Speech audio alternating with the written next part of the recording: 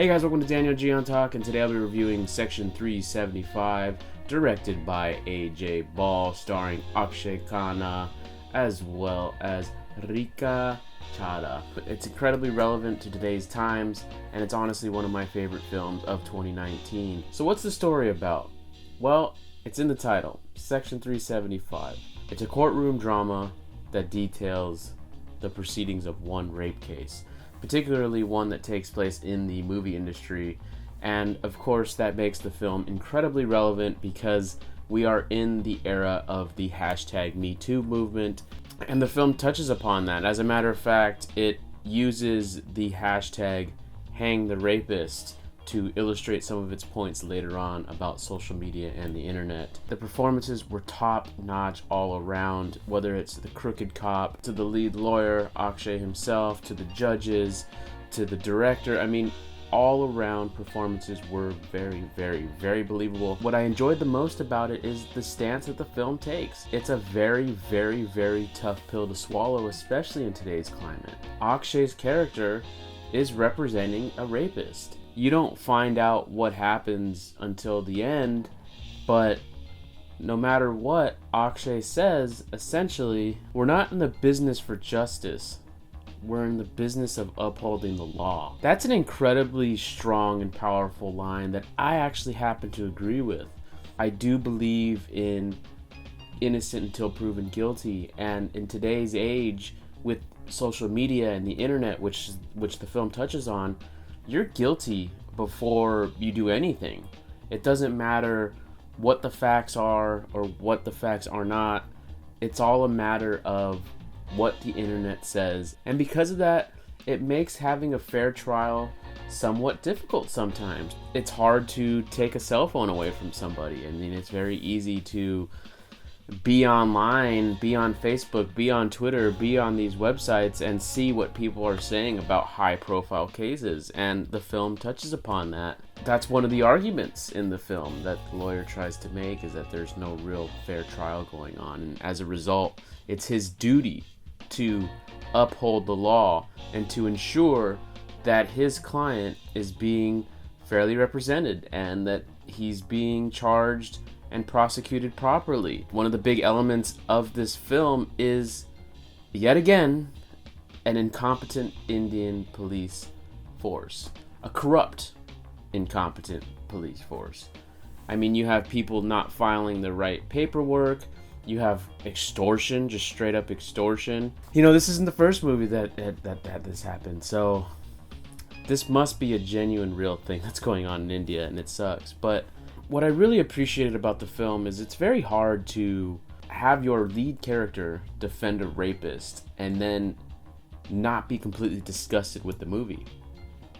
It's to have it continue to gather your attention throughout the process. And that's a big credit to the performances and also a big credit to the writing.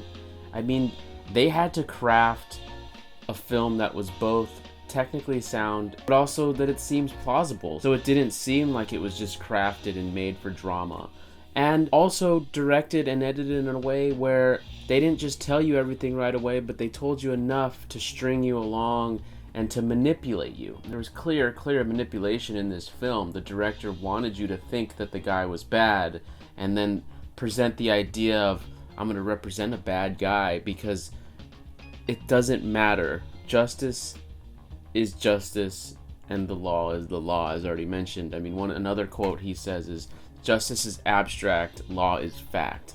And so the fact that he was representing this person and the way you see the events from one perspective kind of manipulates you to believe that he's guilty, and he's guilty, and he's guilty, and he's guilty. And as you find out, spoilers, he's not guilty of the crime. He's guilty of everything else. He's a piece of shit. He's a womanizer. He's an asshole. He's a cheater. He's unfaithful. I mean, he's a shitty director. He took advantage of the situation, of his power, but he was not guilty of rape, and that was his crime. He still goes to jail for it. He's still found guilty, despite all of the incompetence that Akshay proves. that the cops mishandled the police reports, that they withheld police reports for ransom. There's inconsistencies with staircases and elevators, and she was here then, and timelines, and there's all of these things that Akshay proves that, to me, exonerates the man. But because of social media, because of the law, because of the context of man, woman, rape, man is guilty all the time, inevitably it does side against him, and it leaves you with this weird conflicting feeling, not because of everything I just said, but because of the literal ending of the movie. The woman confesses to her lawyer and says, I basically lied, that I wasn't raped. And the lawyer's like shocked. She doesn't know how to handle it. It's just a strong message. It's not saying that every single rape case is this.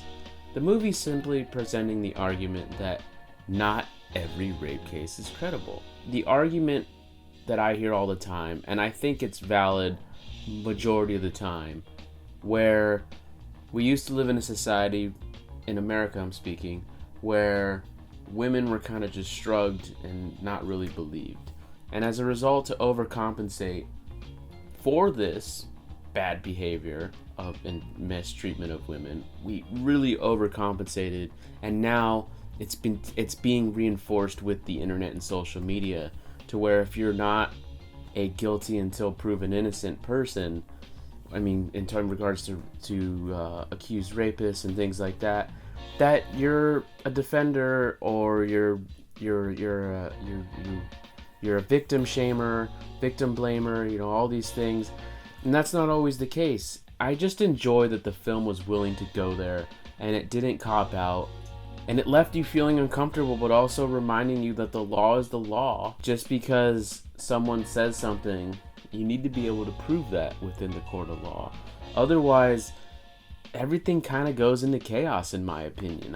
I think people forget how important laws are, and upholding them and adhering to them. And not everything's perfect. Obviously, even within the laws, there's mishandling of cases, or bad judgment, or judges being bribed, or etc., etc. Like, nothing's perfect. Everything's gray, in my opinion, which is why I do appreciate this movie, because it did skirt that line between black and white, and it was there in the center, this gray area. And I really, really did enjoy it. I mean, it made me go and research statistics, because I wanted to see how valid the statistics that were presented in the film by Akshay's character.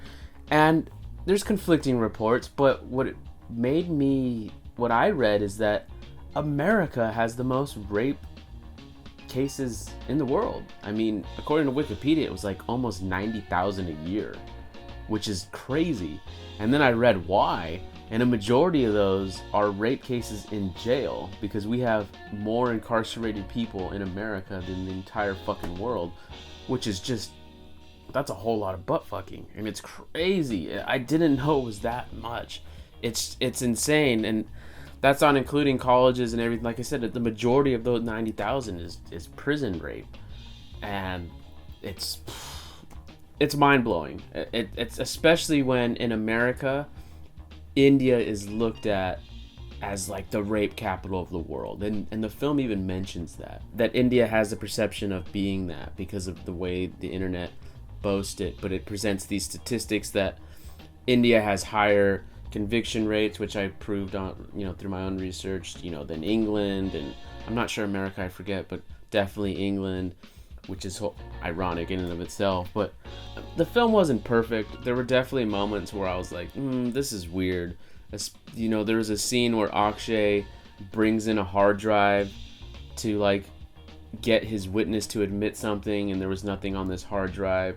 That didn't sit well with me, because that's manipulation, and here's this guy who's all about law and order and like following the rules, and then he lies and manipulates the witness. I get it, but like I didn't like that. But there's things that maybe that was the point. I'm not supposed to like it. I'm just supposed to just go along with it, because this guy's willing to do whatever it takes to uphold the law. And there's one line that summarizes kind of what I just talked about right now, and it's One must lose for someone to win, and everyone wants to win. And that's kind of the whole point. Maybe he did just do this because he wanted to win so much that he was willing to lie about this hard drive. And again, it's a tough pill to swallow because the whole movie's kind of a tough pill to swallow. I mean, when you have other lines like idealism and ambition do not last together in this business, when he's talking about being a lawyer, I mean, that's crazy. Like, you would think that the young lawyer would be praised for wanting to represent, you know, underrepresented people and rape victims and all of these things, but the veteran lawyer is basically like, yeah, that's gonna get you nowhere because this is a dog-eat-dog world, and if you're not willing to play ball, you're not willing to play the game, you're not gonna last. And that's tough advice for your senior to say to your minor, your junior. But she finds out the hard way that he's right to a certain degree, because as fucked up as the dude was, he did not deserve to go to jail for rape. And that's, at the bottom line, that's the real deal. And people who wrongly accuse other people, they deserve to go to jail. It's just that simple. If you lie about somebody and that person goes to jail because of your lie, you deserve to be in jail for equal to that time, at least, if not more time, because you lied. I think that's just fair. Am I the only one who felt this way? Did you guys feel this way? For those who saw it, did you also feel like this was a strong film that teetered the line between black and white and kind of sat there in the gray? Did you feel engaged? Did you feel like the story was fulfilling? Let me know in the comments. I'm very curious to hear what you have to say. I know that some people might find this review to be off-putting because it sounds like I'm defending these people, but I just really enjoy the fact that the film took chances. And not to mention, I'm in the film industry myself, so I'm connected with the Me Too movement, because when that was going on in the film world, sets, the whole behavior on set just changed. I'm not saying that sets were just these man parties and just manipulating women and that. I'm just saying that everyone went from like making little jokes to like completely clean, making sure that all their I's were dotted and T's were crossed and all of that stuff. So just the whole attitude changed, and I'm not saying it's a bad thing. I'm just saying I experienced that being in the industry. So the fact that this movie dealt with the industry made it a little more personal, where I could like relate to it more on that level. But also, you could just see this film being remade here in the States, being about Harvey Weinstein or a character like that. And, well, he's guilty, so not him. But there's definitely some people who have been accused improperly, maybe is a better way to say it. You know, I'm thinking like maybe Aziz Ansari. So like Chris Hardwick, for example. His girlfriend at the time, or his ex-girlfriend, accused him of rape. I believe it was rape. And he lost his show, he lost all these things, and then it found out that she was kind of making it up, and, you know, so it can happen. That's all I'm saying. Let me know in the comments what you guys think. I'm very curious to hear what you guys have to say about this. So I'll see you on the next one, guys.